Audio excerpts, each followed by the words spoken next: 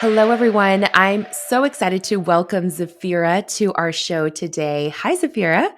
Hi, Ellen. Thanks for having me. It's such a pleasure and a joy to have you. And I gotta say, it's kind of funny when I was preparing for your interview. I know that you referenced the genesis, really, of how you were able to leverage this digital product from a speaking opportunity with Amy Porterfield, which behind the scenes, when I was preparing for Amy's interview, you and Amy are probably the most prepared guests we've had in terms of nitty gritty numbers, like every stage. What are the conversion rates? What are the page views? What are the dollar amounts? And I was so thrilled that you offered with such transparency, but it just made me laugh because, you guys share that tie. And then of course you had that tie with the speaking engagement, as you all will hear today. Oh, thanks so much. Well, the Virgo and overachiever in me is like giving me a high five right now. So thank you. Yes, you get a 10-5. So great job.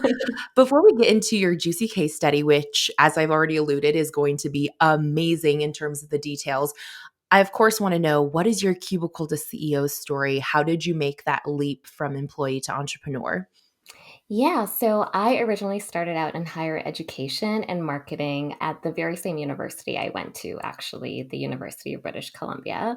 And a year in, I realized really quickly a 9 to 5 is not for me. I also come from a family of entrepreneurs. My family was in the food industry, and I never really saw them doing the exact same thing every day. So every time 3 o'clock would hit, I'm like, I'm done. I'm ready to go home and do other things and be more productive with my time. But the prepared person in me also wanted to make sure that leap was strategic and supportive. So I cut down my time at work to 60%. I turned it into a 1 year contract for 3 days a week, and I started building up my business on the side for 2 days a week and slowly started taking on clients. I had the elusive title of communications specialist, which was social media manager, writing blogs, writing web copy, whatever I could get my hands on just to go full into the industry of marketing and trying to make a name for myself. And lo and behold, once that year was over, I was ready. I had consistent clients, I was doing retainers, but then very quickly realized I had locked myself in again to another 9 to 5 by then just committing to several clients. So I actually took a leap of faith. I went on a writing retreat in Italy with Laura Belgray and was like, you know Love what? Let her. me just write for myself for once and see what that voice is. I've been getting buried under many, many voices over the years, which is so easy to happen as a copywriter. Mhm. And when I emerged with the new clients who were in the online industry, were course creators, were coaches, and really strong personal brands, very personality driven. And I realized that's really where my sweet spot was. And I also found my own voice. I started my own email list. Like I've been doing all the things without putting my own voice first. And that was a really turning point for me. That was in 2017, 2018, I think. And then I ended up getting mentored by other copywriters along the way who took me under their wings. It was really like the boom of the course creation industry at the time. Mhm. And I got to learn from the best. I got to subcontract from the best. And over time, just started calling myself a copywriter. I niched down into coaches and course creators. And over time, the last 2 years, I had a baby. I took a lot of time off. I was able to come back to this industry with fresh eyes and realize a lot of what we've been missing, or a lot of what we've been doing just because everyone else says we're supposed to do. And now, not only do I still work with that same audience, but I'm also hoping to show people how to fall in love with the practice of writing and taking a sensory approach to our writing and taking our time with it. And so that's why my business is now expanded to not just one-on-one offers, but a brand messaging program, a sensory writing membership, digital products like we're going to dive into today. And across the board, I could never ever go back to a cubicle. I still remember that coworker who used to peer into mine and see what I Oh was God. doing. And, now the equivalent of that is my two dogs, and I much prefer that. They're much cozier companions, right? Exactly. Well, I really appreciate your perspective on being able to recognize that sometimes we leave a 9 to 5 or any sort of situation that doesn't fulfill us, and we can almost recreate the exact same trap for ourselves. I think people often miss that is they think, entrepreneurship means ultimate freedom, but sometimes freedom can be detrimental if you don't really understand how to establish the right boundaries, or having that sense of clarity on where exactly you fit and what things you actually enjoy doing the most. So I appreciate that you shared that side of your story, because I think it's all too common for many of us who leave the structure of one thing to build a prison for ourselves somewhere else. So Yes, very absolutely. relatable. Yeah, we're all trying to replicate safety nets each time, right? I mean, I think even Mhm. as entrepreneurs, we need that inherent sense of security and stability. Absolutely. But I think how we define that and how we play with that is something that is malleable and we're constantly learning and growing and evolving from. You know that you've had multiple businesses. So I realize the only constant is change at this point, and I'm okay with that. That's very wise. That's very wise. And the case study today that you're bringing to the table, I think, is a great demonstration of how a single concept can also evolve and change, like you said, over different seasons, but still serve a really strong purpose in your business. So you're not always having to restart something from ground zero. So, just a little background for our listeners. Zafira was asked to speak at Amy Porterfield's event and offer to deliver the keynote, which will briefly touch on, how that opportunity came about. But the bigger story here is what she did with that speaking opportunity in driving attendees to a free opt-in that then led to a tripwire, which, don't worry if that's the first time you've heard a term like that, we'll get into the definitions and everything. And ultimately, how that product continued to play a role in Zafira's business in different seasons for different reasons, and led to, I think, a cumulative, what was it, more than $45,000 in sales since its inception. Is that correct? That's correct. Wow. And beyond the revenue amount, by the way, 600 customers, which, I mean, we all love growth in our audience, whether it's our email list subscribers or social media followers, but customer growth is truly, truly an impressive metric. 600 new people in your ecosystem that have paid you some amount of money to invest in the value that you've created. I think that's really impressive. So let's kind of start at the beginning stages. This speaking engagement, how did it come about? Was this a keynote where you were asked to speak on a specific topic, or was it your free reign to decide what to speak on? And then were you paid for the speaking engagement itself, or was it more of a trade/publicity exchange? Great question. So, this was in 2020. And because of the pandemic, Amy was taking her entrepreneur experience, which was usually her in person event, online. And she was looking for new copywriters on the rise to come and speak and deliver a keynote. I believe specifically she wanted it to be about sales pages. So she reached out to one of the copywriters that had spoken before, Tarzan K, who is actually one of my mentors, and I had been in some of her programs prior. And she'd asked me, she's like, "Is this something you would be interested in?" And I was like, "Yes, am I ready? I don't know, but I'll just say yes." I was in the middle of buying a house and moving in, and everything seemed to be happening all at once, but I just said yes. And yeah, she wanted someone to come in and speak specifically about sales pages, which is one of the main things that I do. So I was really excited to do that. And she did give me two options. She had mentioned that she doesn't typically pay her speakers. I think obviously because the platform that you do get to be on is really an instant win for anybody if you have an aligned audience. But she Mhm. did give me the option of being paid if I wanted to, or multiple opportunities to show up in her community besides just the event. We talked about a podcast appearance. We talked about an affiliate promotion, which we can talk about in this interview as well, because it involved this product. We talked about training inside her membership. And I was also really clear about the opportunities that I knew would be aligned, but also would allow me to keep showing up for this audience even past the event for those multiple touch points. And to me, that was infinitely valuable. It still is till today. I think the podcast episode I'd recorded with her ended up being in the top 10 downloads of their podcast. And that year, until today, people are still finding it and listening to that interview. So it's wild. That probably even has more impact than the speaking event. Absolutely. That's incredible.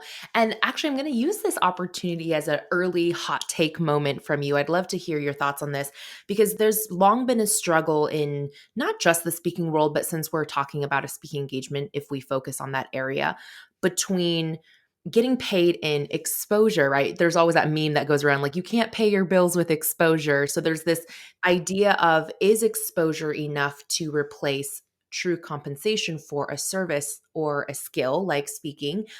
Or, like in your case, is it actually smart to take that route instead of the upfront payment because you see the long term gains that are likely to manifest as a result? So, I'm kind of curious about your hot take. Obviously, we know what you did in this situation, but today, when you're evaluating speaking opportunities, do you tend to go for the upfront compensation, or are you still more likely to lean towards those additional collaboration, publicity opportunities? And if so, why do you choose what you do? Honestly, I can't say that I'm the expert on knowing what to do here in any capacity because I find that it is so unique to each situation. I think for me, if the audience is really aligned with mine, then I'm happy to have just the opportunity to speak in that community. And especially if I know how invested their leader is in creating a safe space, in creating an engaging space, and that the people I'm going to be speaking to are just like the Venn diagram of where we meet is just like that middle part is so juicy, right? But I Right. think if I was offered an opportunity that, wasn't necessarily my ideal audience, but I can bring value to them, that's something I would probably opt for a paid option. But what I'm finding interesting as I'm receiving opportunities is sometimes it's a bit of both. Like I will offer you payment and the exposure. Sometimes Yeah. it's, by agreeing to do this, we're putting you in front of these many thousands of people. And other times people will straight up ask, what's your training rate? So I think there's no standard across the industry. And I'm finding that I have to navigate each opportunity uniquely. But ultimately, I think it just comes down to how aligned our audiences are. And the more aligned, the more likely I'm going to just say yes to participating and showing up and delivering value because I know I will not only just gain like subscribers and audience or whatever, but it'll be a really good experience for me too. 100%. Yes. I think that's a great answer. And I find that my experience as a speaker who does a lot of engagements is similar, that each situation is unique. I think if I were to add my 2 cents in here for our listeners, I think, like Zafira mentioned, it really ultimately comes down to what is the goal beyond the moment that you're speaking. So in her case, being able to get in front of the right audience of people who could be potential clients and customers, that opportunity may outweigh any sort of upfront speaking fee you could get. But if you're someone who operates in a different business model like I do, where you're not necessarily driving people to paid programs or services after the fact, then your IP or your time that you're sharing in that moment really is the product that you're offering. So in that case, it might make more sense to ask for compensation up front. So I love the dialogue here because I think it's so important that people understand it's not a one size fits all. So I do really appreciate your honest take on that. And I want to get into when you were actually delivering this keynote virtual, right? I'm assuming for this event in 2020. Did you have the opportunity to share your freebie during the live presentation? So, in a way, almost like pitching from stage, or was it something that was a follow up resource sent to the registrants? It was something I was able to do right at the end. And I knew everybody would want the slides because I was talking about sales pages. Yes. I was doing live makeovers of copy Ooh, on the slides, like parts of your sales page without personality, how I would add personality in. And I knew when people were watching it, like everyone was like, oh, like my pen is like on fire. I'm just taking so many notes. And I had to just keep mentioning, like, I'll give you an opportunity to give you the slides at the end. And then I did. So immediately everybody started opting into it. So yeah, I was able to do that from the stage, which I'm very grateful for. Okay, so smart. I definitely want you all to pay attention if this is something you haven't done before, because Zafira and I think, are on the same page here. That is our number one opt-in when we're, for lack of a better word, selling from stage. You're not really selling anything per se, but you're selling an opportunity to connect further, right? And we have found that offering the slide deck is one of the most appealing options because, to your point, no matter how fast people are taking notes, they're bound to miss something. And it's just easier to be able to refer back to the original source. So I love that. Did you give them a QR code? Was it having them text a number? Did you just type a link out on the deck? Like, what do you find is the best way to get people to easily opt in? It was just a link on the deck, and Amy's team had it as well. So there was a live chat on the side of it, obviously, which was like going wild at the Yeah. end. And they just kept putting it in. And so it was really easy for everyone to access. And I made the URL super simple so they were able to get to it. Amazing. Okay, so this brings us to our first data point that Zafira has offered us so graciously. So, this first conversion point for the speaking freebie, actually, real quick, before I know I just teased it, but like before I just share the numbers, was there any other component to the freebie besides the slide deck? I just want to make sure we're clear on that. I believe it was just a slide deck, which Okay, was like almost 60 slides. Like it was very juicy. perfect. Okay, perfect. I just wanted to be sure that I didn't miss anything. So, the numbers for that, it was a 41% conversion rate, 1,393 people visited the page. So almost 1,400 page views. And then of those people, 576 people opted in. In other words, gave their email in order to receive these slides from Zafira. So that's a 41% conversion, which is great for any sort of, freebie lead magnet opt-in page. But here's where it really got juicy. It wasn't just in the moment that they opted in for this free resource. It was directly being led to a tripwire at the moment, or after the moment, I should say, of opt-in. So real quick, Safira, can you define what a tripwire is, what your tripwire was, and why you chose this strategy? Yes. So a tripwire is a paid opportunity that you serve up your audience immediately upon opting into a free offer. And usually it's really low cost, typically under $50, and is really aligned with what the freebie was. So in my case, it was an $11 product called the Sales Page Personality Kit. And for context, my talk was about how to add more personality to your sales page, right? So everybody already learned a lot in the slide deck, in my presentation. And what I was giving them was actual swipes from these high converting sales pages where they could see everything that I did, and a whole workbook where I broke down each piece of those sales pages and exactly where I put in personality. And it was just $11. So it was a no brainer. Yes.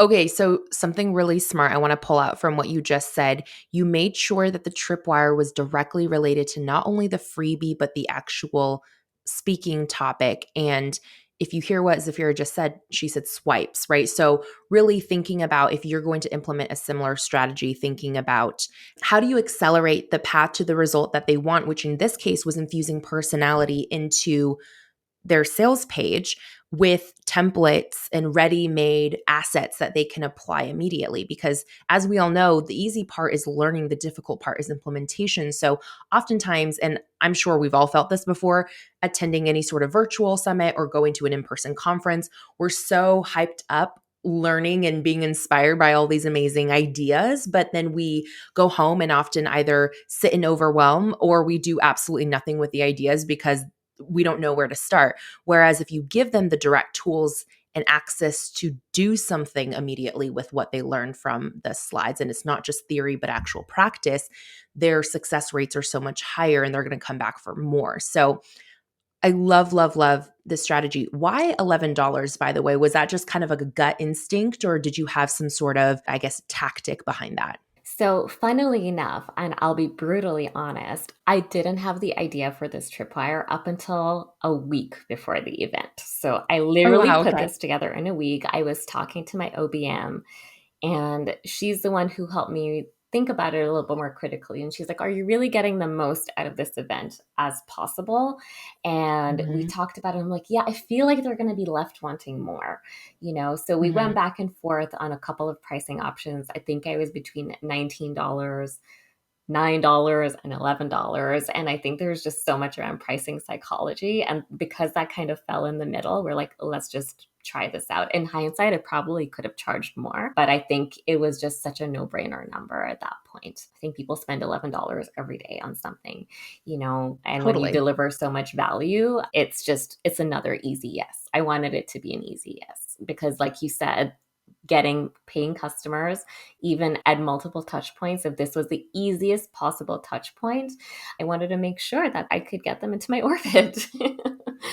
Yes, and really tripwires I think are so powerful because they're catching someone right in the moment of their highest intention to take any sort of action with you, right? They just took an action. So it's like the likelihood that they'll take that second action is much higher than if you waited at a later time to get them to essentially retake a first action. So I think that's so smart. From what I understand, this was also a beta test in a way, right? Like this product didn't exist prior to, like you said, a week before the event. So did you go in with the intentions that if the product was successful, that you were going to keep it long term in your asset library? Or was it kind of just, oh, I'll use this to kind of get some customers in from this particular event, but you weren't thinking necessarily long term with this product? I had a feeling that people would really resonate with the approach. And I wanted to make sure that if the way I was thinking about teaching it, the way I was delivering it was going to resonate, then that was a missed opportunity for me to not turn that into something that could be a bigger part of my product suite. So it was Mm. very much a beta test. And I was really mindful of everything I put in there to set people up for success. I was also really mindful about gathering feedback right after and like Mhm. having that in an automated sequence. So there were so many things to set up in advance to make sure not only they were getting the most out of it, but I was also getting what I needed to see and ensure this test was viable, essentially. Yeah. So yeah, I did know that I wanted to turn it into something. I was just crossing my fingers that it would be really good and received really well. Well, you're speaking my love language because I always am of the belief that you should get paid to create your product. Yes. So it's like the first time you create anything, get paid to do it, to test your idea so that you're not out all this time and money and resources on something you're not sure has, any appeal to your audience or in the marketplace. So I think it's so smart that you did this.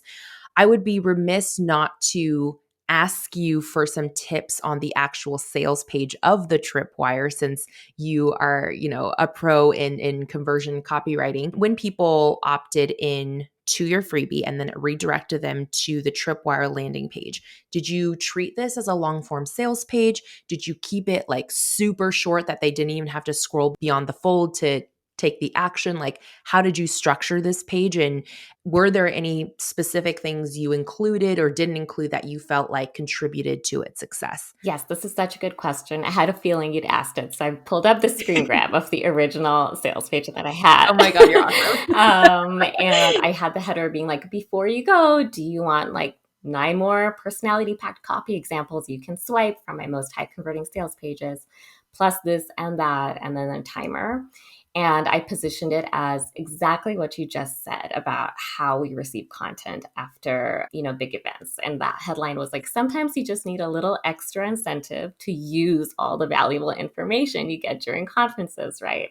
And I'm like, I know it's great having notes, blah, blah, blah. But if you want to actually get more support and put this into action, here's this special offer. And it was only available for 20 minutes on like my timer. I put the Mhm. value as 47 and with a strike through for like $11 for the next 20 minutes. I had some testimonials. I had like a overview of like all the things that are in it, like 3 this, 62 pages of this, these many examples, another testimonial, a little bio about me, finished. That's it.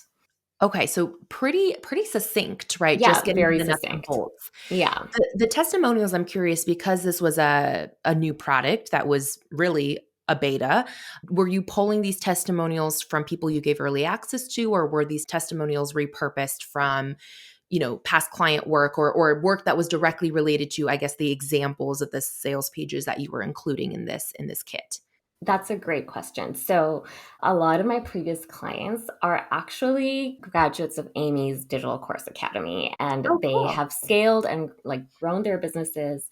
And so they come to me at the point where they are already, doing bigger launches, but they want to get to that next level, right? And Right. together we help them, I help them get to that six-figure mark, or I help them just give their copy a whole new vibe. Maybe it's been a few years. So I specifically pull testimonials, framing it as like, what the DCA community is saying about our work together on their copy, right? And a big part of also doing this, Ellen, I should also say before kind of stepping onto the stage, I will say I don't think a lot of people knew who I was.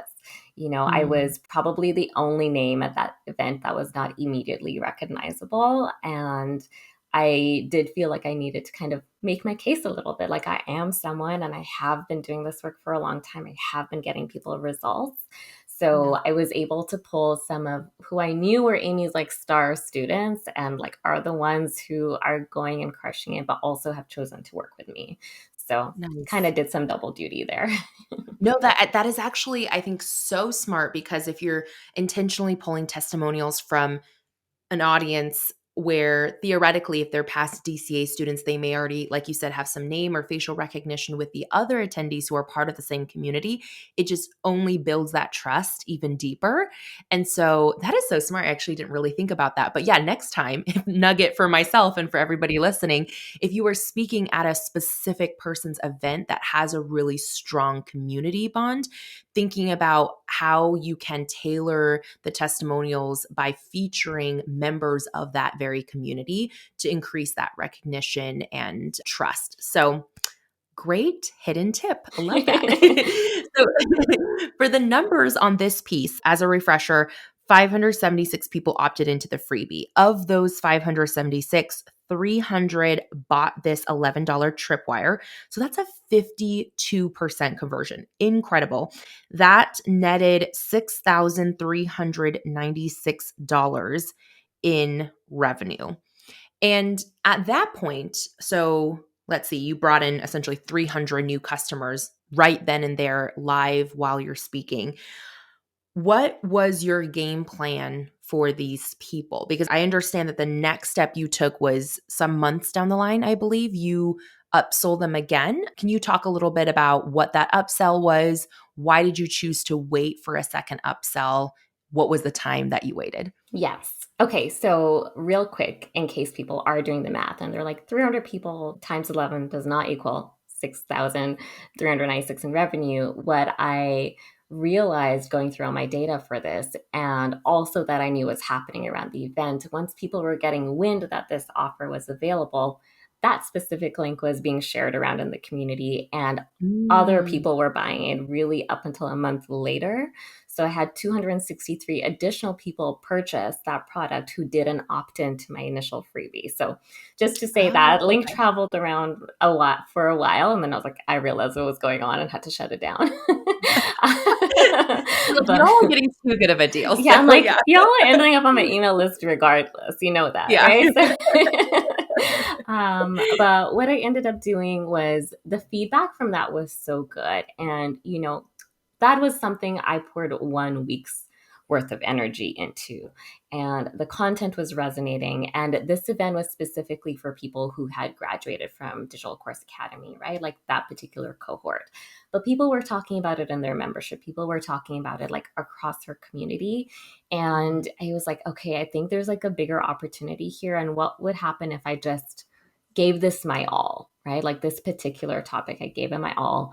And I mean, my audience didn't have access to this product. So I also wanted it to be my first big launch for the product itself. So what I ended up doing is I sat down, I basically recorded the talk that I gave at Amy's event, but I tailored it a little bit more. I enhanced it a bit. Mhm. I revamped that whole product itself to be even more detailed. I'm sure I made mistakes along the way and I try to make it as polished a product as possible. I got permission for some of my clients to add even more swipes to the product. And so it felt a lot more robust by the time I had like really fleshed it out. Now it was no longer a byproduct of a talk. It was a standalone digital product that could really live on its own. And Right. so my intention then when I launched it to my audience, so I launched it at $297 to my audience. And for people who had previously bought it at $11, I gave them the opportunity to upgrade their kit for $47. And that was how I was able to upsell them. And so 92 people out of the original 300 people purchased it. And that was like an additional like $3,700 in revenue just from that existing audience that I already had. And I think it's just all these multiple touch points of saying yes to you end up being so powerful. And we can dive into that later. But I was really surprised at how eager people were to take me up on that. And it probably also helped by this point that I had a full sales page full of testimonials because people were really excited to implement everything they learned. This event was in December, so I had the benefit of people then going into the holidays and having downtime. So they were immediately applying everything I was teaching. They were having launches in January. They were able to see results and they were able to make progress really quickly. And I don't think people always get that opportunity to see results that fast when you sell people products, right? But I was giving them really easy makeovers, easy fixes that it was easy to see the results. So everything kind of was strategic, right? And it did all line up. I couldn't have been more pleased with how that community continued to show up and support me even months past the time I spoke to them. That is so impressive, but it speaks volumes, like you said, to the quality of the product that you were bringing to them because they were able to see those immediate results. And you actually bring up a great point. I'm not sure anyone on our show has explicitly said this before, but as far as timing goes, releasing that initial beta product around, like you said, end of year, allowing people the space, like whether we officially take time off for work or not around the holidays, most people still their momentum kind of, at least from a communication with external parties, does slow down because there are people taking vacations. So, we don't feel as like tied to those quick responses. So I love that you gave people the space to play and then they could come out strong with their beginning of year launches. So that's actually really intriguing. I think I might have to I might have to marinate on that a little bit and thinking about how we position or where we're placing our products in terms of the timeline at the end of the year. So you mentioned the people, like you said, 92 people or 90 some people who had originally bought the $11 kit upgraded for an additional $47. I think it's so smart that you gave them the opportunity to do so at still a very discounted rate. You said you sold it publicly to everybody else for $297. Some people listening might think, wow, $11 to $297 is a huge leap. I'm assuming at that point when it was the $297 fully fleshed product, it was no longer in any capacity as a tripwire. It didn't exist as a tripwire anymore, right?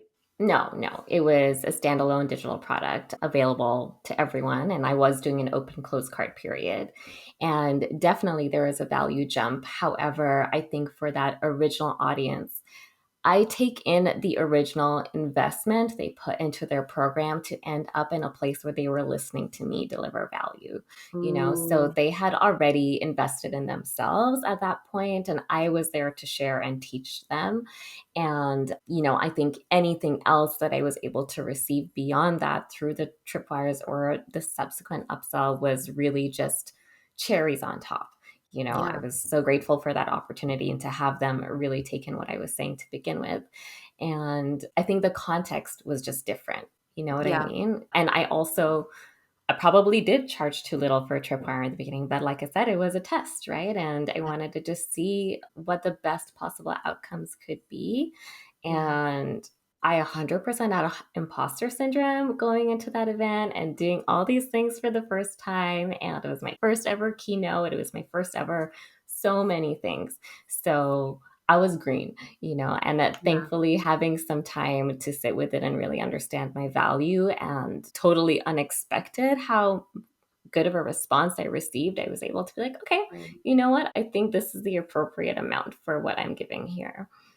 That's such a great perspective. I really like the way you framed that the people who were listening to you at Amy's event had already essentially pre-qualified themselves in terms of their seriousness about doing the thing because they had invested significantly to even be in a place to watch you present. And then like you said, for everybody else who was just coming in green into that 297 offer, it's like this was almost like a moment of deciding, are you serious about making your copy personality filled for your sales pages, and like, do you want to actually do this? So I really really respect that frame of mind that you have in approaching that. You did just reference that at this moment you were doing open close cart, so essentially live launching this $297 product. Based on what you shared with me pre-interview, it's my understanding that you did also test it evergreen. Is that correct? Yeah, so for that first year, I was doing open close cart periods. And I should also mention for that initial launch, I also had Amy as my affiliate. So Oh, that, wow. yeah. Okay. We got to talk about I that. know, So we're going to dive into that. Sidebar, important note there. But for the first year, I did do open close cart periods. And I also was only putting it on sale once, which was I don't do Black Friday offers, but I do Giving Tuesday offers. So Ooh, everything, I put it at a discount, and all the proceeds were going directly to whatever my charity of choice was that year. And people now know that every time Giving Tuesday rolls around, I will put that product on special offer or another one of my digital products now. And I will say then when I went on maternity leave and I was pregnant, I was like, okay, I don't know if I have it in me to do live launches while I'm away, but I did have a really high converting quiz funnel. So I did put it in there at the end of that funnel wherever it was relevant for that result. And now anyone can buy it whenever they want, and it's participated in all these digital course bundles. And I will say that the sales on Evergreen probably aren't as profitable as they are in an open close cart method. But I think everybody reaches that point where you're not sure what to gatekeep. And this seemed yeah. to be one of those things that, gain notoriety or people were becoming aware of, and I just didn't want to like lock it up for months on end. So Yeah. now I think when I do have launches for it in the future, I'm just going to apply a different strategic lens to it. But it's had an interesting journey. It's like a baby that's grown up with me over time. No, I mean, I think that's what I really was drawn to by your case study. It's not just how you leveraged a moment in time when you had a lot of eyeballs on you, but also how you took something you created from that moment and were able to repurpose it and give it new life again and again and again. And I think that's the smartest way to do entrepreneurship. I'm kind of curious when you mentioned that Evergreen it wasn't as you know, I don't know if profitable. The profit margins are the same, I guess, but it wasn't Well, as yeah, yeah, it not as wasn't yeah, successful. not as much traction there. What was your primary way to sell it when it was on Evergreen? Were you running ads to it? Was it just based on a nurture sequence for new opt-ins to your list, or how are you selling it on Evergreen? Yeah, so it was definitely just through a nurture sequence, through my quiz funnel, and occasionally in my emails, I would reference it.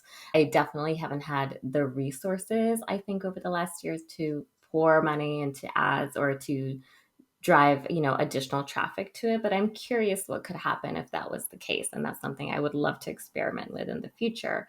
Yeah. But all to say, like, I'll be honest, Ellen, I haven't tried it that hard to have it work that hard for me. I That's have okay. I had so many other priorities in business, and I feel like it got like such a big super boost and like a rocket launch in the beginning that I also needed to just like take a chill pill with this product for a while. But all to say that, yeah, I think it kind of just like hangs out in my email Mhm. sequences, and sometimes people bite, but I could definitely be smarter with how I'm selling it for sure.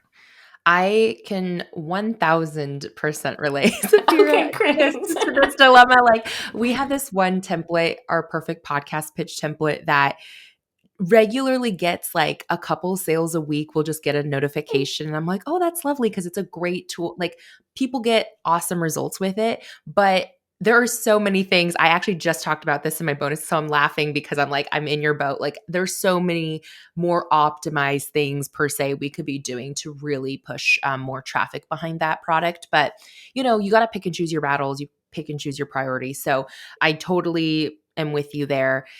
I want to go back real quick to the sidebar, the affiliate launch. I believe you've actually used this product in more than just one affiliate launch. Is that true, or was it just the one with Amy?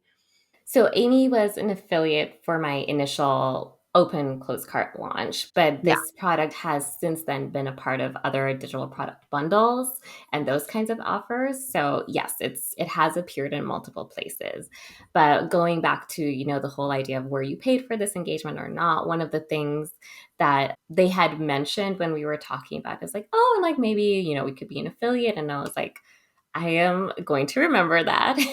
Yes. And I'm going to park that away. And also gave me a little bit of a deadline to, put pedal to the metal and make sure I Yeah. could leverage the momentum I had after this event. So, not long after I actually had my podcast released on Online Marketing Made Easy with Amy, did we then do this affiliate launch a few weeks later. So, timing really is everything here, I'm realizing as we're talking about this.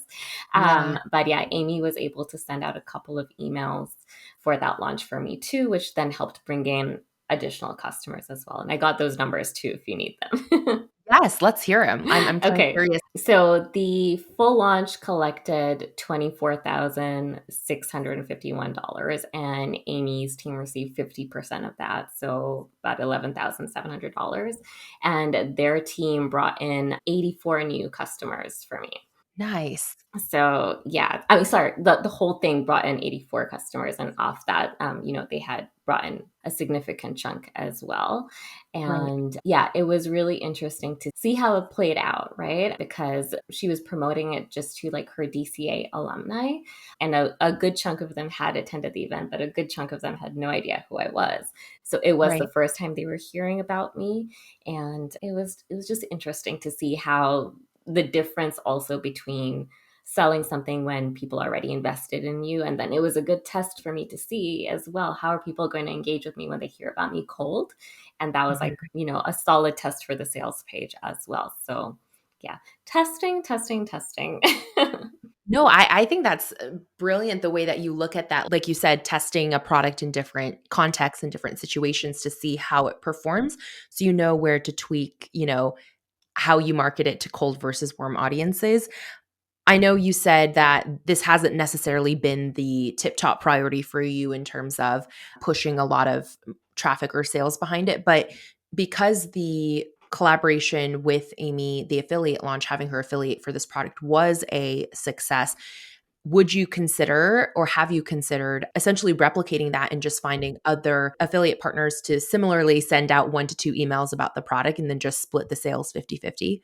Totally. I think that would be great. I think affiliates are something that I've definitely noticed has been on the rise in this year, particularly, especially For since sure. we've seen launch tactics change. The same thing's not working the way they used to. But the one thing that does work is people trust the people that they follow, right? And like gaining that trust and believing in that trust is really important. So when they see the people that you trust recommending something, that's already like a half yes. So, Yeah. and I'm really lucky to have had people in my community who just like even volunteer to share my sales pages for promotions without even being an affiliate. And I do see the benefit from that. So, the caveat with all of this is so I did that event, and 1 month later, I was pregnant, is what happened. So, that 8 months that I had was probably like the best time I had in my business, but then I had to shut it down for a year. Right. Right. So this has been my year now to like come back into it and like have that perspective and be like, these are all the things we could be doing to maximize everything. But, it was like a really concentrated period of like growth and potential and opportunity. And, also as like a woman of color in this industry, like it came all at once and I'd been waiting for it for so long. All to say that like, I did walk away with a big to-do list as soon as I was about to pop my baby out. And now looking at everything through fresh eyes. Also, since the launch landscape has changed, I'm really excited to try some new things over the next year for sure. Yeah. And I think that's the beauty of this case study that we've been talking about today is the endless opportunity for exploration and testing. And I think actually that's a perfect way to wrap up our case study is again showcasing how this product that started as a tripwire for a live speaking engagement has now had multiple lives in different arenas. And I think the one piece we haven't touched on yet, but that you did reference was you've utilized or repurposed this product to offer as a contribution to digital bundles, which I've had the pleasure of being part of a couple. And I've also hosted one in 2021. And it's honestly one of my very favorite ways to do collaborative partnerships and to model the affiliate launch more on a mass scale. So tell us about that. Are you kind of just keeping it in your arsenal for when people approach you to be part of a bundle, or are you actively pitching yourself to be included in bundles? And is the play there more so to get the list growth from the purchases of the bundle, or are you actively really helping to promote each bundle to bring in sales for the actual product? Ooh, that's a really good question. So I think the bundles thing is like something that has had its own journey, much like summits.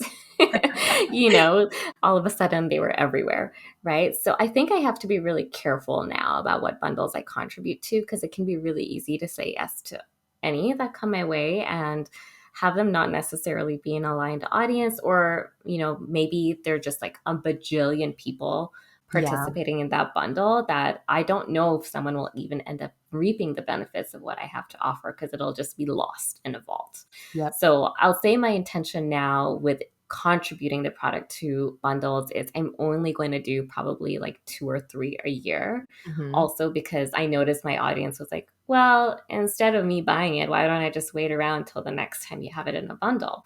Or Right. someone would have bought it and been like, oh, but you were in this bundle a month ago. Shouldn't it be free for me? Or shouldn't it be only $99 because that's how much it was for that bundle? So I'm going to be really selective and also ensure that the number of people participating in that bundle is like ideally under 20, I think, in order for me to be able to maximize the impact from that.